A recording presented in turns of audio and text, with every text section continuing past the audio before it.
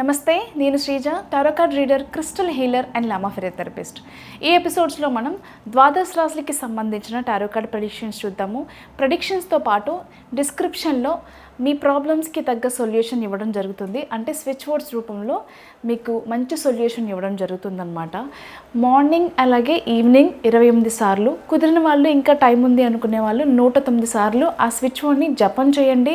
ఖచ్చితంగా మర్చిపోకుండా బ్రేక్ ఇవ్వకుండా చేసినట్లయితే కనుక ఏదైతే ప్రాబ్లమ్స్తో మీరు ఇబ్బంది పడుతున్నారో దాని నుంచి బయటపడే అవకాశం ఉంటుంది. అలాగే మన వీడియో చూస్తున్న ప్రేక్షకులందరికీ కూడా ఒక చిన్న రిక్వెస్ట్, అదేంటంటే ప్రతి ఒక్కరూ కూడా మనకున్న స్వార్థపూరితమైన కోరికల కోసం దేవుణ్ణి మొక్కడం, దేవుణ్ణి మొక్కేది ప్రాపర్ వేలో మొక్కుకోండి. జంతు బలి ఇవ్వడం, లేకపోతే జంతువుల్ని బలి ఇవ్వడం ఇలాంటివి చేయకుండా ఉండడం మంచిది. రీసెంట్గా జరిగిన కొన్ని ఇన్సిడెంట్స్కి నేను చాలా బాధపడడం జరిగింది. కాబట్టి అవి ఇక్కడితో ఆగిపోవాలనేది నా కోరిక.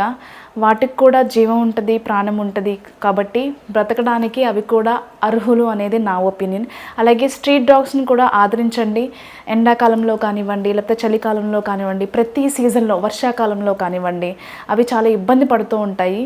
మీకు కుదిరినప్పుడు ఏదన్నా మంచి శుభకార్యాలప్పుడు కూడా వాటికి కూడా కొంచెం ఫుడ్ పెట్టే ప్రయత్నం చేయండి. అలాగే నీళ్ళు అందించే ప్రయత్నం చేయండి. కుదిరితే షెల్టర్ కూడా ఇచ్చే ప్రయత్నం చేయండి. నమస్తే, వృశ్చిక రాశికి సంబంధించిన టారో కార్డ్ ప్రెడిక్షన్స్ చూద్దాము. ఈ ప్రెడిక్షన్స్ మనకి ఫిబ్రవరి 1వ తారీఖు నుంచి 15వ తారీఖు వరకు కూడా వర్తిస్తాయి. వృశ్చిక రాశి వాళ్ళకి సంబంధించి డెసిషన్ మేకింగ్లో చాలా కన్ఫ్యూజ్ అవుతారు. ఏది రైట్ డెసిషన్, ఎప్పుడు డెసిషన్ తీసుకోవాలి, అసలు ఈ డెసిషన్ తీసేసుకున్నాను, ఇది నాకు వర్కౌట్ అవుతుందా లేదా అనే విషయాల్లో చాలా డైలమాలో ఉంటారు. ప్రతిసారి కూడా చాలా ఓవర్ థింకింగ్లో ఉంటారు. But end of the day సరైన డెసిషన్ తీసుకోవడానికే ప్రయత్నాలన్నీ కూడా చేస్తూ ఉంటారు. కానీ ఎమోషనల్గా చాలా డిప్రెస్డ్గా ఉంటారు, చాలా స్ట్రెస్లో ఉంటారు, ఓవర్ థింకింగ్లో ఉంటారు. ఎమోషనల్ ట్రామా అనేది కనిపిస్తుంది. అంటే మీరు ఎవరినైతే ఇష్టపడ్డారో వాళ్ళ దగ్గర నుంచి ఆ ప్రేమ కానివ్వండి, అఫెక్షన్స్ కానివ్వండి, ఒకప్పటిలాగా, అంటే ఒకప్పుడు మీరు లేకపోతే ఉండలేము, చచ్చిపోతాం అనుకున్న పర్సన్స్ ఇప్పుడు మిమ్మల్ని కేర్ చేయలేకపోవడం, ఆ ఎఫెక్షన్స్ కానీ లవ్ కానీ మీ మీద చూపించకపోవడం, ఒకప్పుడు ఆ వ్యక్తిని నమ్మకూడదు అని చెప్పి వాళ్ళు చూపించిన ఆ ఎఫెక్షన్ వల్ల మళ్ళీ మీరు కరిగిపోయి నమ్మడం వల్ల సేమ్ సిచ్యువేషన్స్ అనమాట. ఒకప్పుడు ఎలా అయితే మిమ్మల్ని నెగ్లెక్ట్ చేశారో అదే నెగ్లిజెన్సీ ఇప్పుడు కనిపించడం వల్ల ఇదే పర్సన్ని నేను మళ్ళీ నమ్మి తప్పు చేశాను అనే ఆలోచనలో చాలా డిప్రెస్డ్గా ఉంటారు, చాలా స్ట్రెస్ తీసుకుంటారు. మీ బాధని ఎవరితో చెప్పుకోవాలో కూడా తెలియని సిచ్యువేషన్లో మీరు ఉంటారనమాట. చాలాసార్లు మీలో మీరు మాట్లాడుకోవడం, ఒంటరిగా కూర్చోవడం, మీతో మీరే ఎక్కువ టైం స్పెండ్ చేయడం, అలాగే ఎక్కడికి వెళ్ళినా కానీ సోలో ట్రావెల్ని ఎక్కువ ఇష్టపడడం. సోలో ట్రావెల్ అయితే నేను బాగా ఎంజాయ్ చేయగలుగుతాను అనే థింకింగ్లో ఉండడం. అలాగే ప్రతిసారి ఎక్కడికి వెళ్ళినా మీరు ఒక్కరే ట్రావెల్ చేయడం అనేది కూడా కనిపిస్తుంది. అంతేకాకుండా ప్రతిదీ కూడా చాలా కమర్షియల్గా అనిపిస్తుంది అనమాట. అంటే నాతో అవసరం ఉండో, నా దగ్గర నుంచి మనీ ఎక్స్పెక్ట్ చేసో, కొన్ని థింగ్స్ ఎక్స్పెక్ట్ చేసో వీళ్ళు నాతో ఉంటున్నారు అని చెప్పేసి ఫ్రెండ్స్ విషయంలో కానివ్వండి, ఫ్యామిలీ విషయంలో కానివ్వండి, చాలా విషయాల్లో కూడా జనాలు కమర్షియల్గా ఉన్నారు అని చెప్పి కొన్ని విషయాల్లో మీకు అర్థం అవడం అనేది కొన్ని సిచ్యువేషన్స్ అలా క్రియేట్ అవ్వడం వల్ల మీకు అనిపిస్తూ ఉంటుంది. ఇకపోతే కెరియర్కి సంబంధించి ఆన్సైట్ ఆపర్చునిటీస్ కలిసి వస్తాయి. అదేవిధంగా మన జాబ్ చేంజ్ కానివ్వండి, కెరియర్ చేంజ్ కానివ్వండి, ట్రాన్స్ఫర్స్ కానివ్వండి, ఇవన్నీ కూడా బాగా కలిసి వస్తాయని చెప్పచ్చు.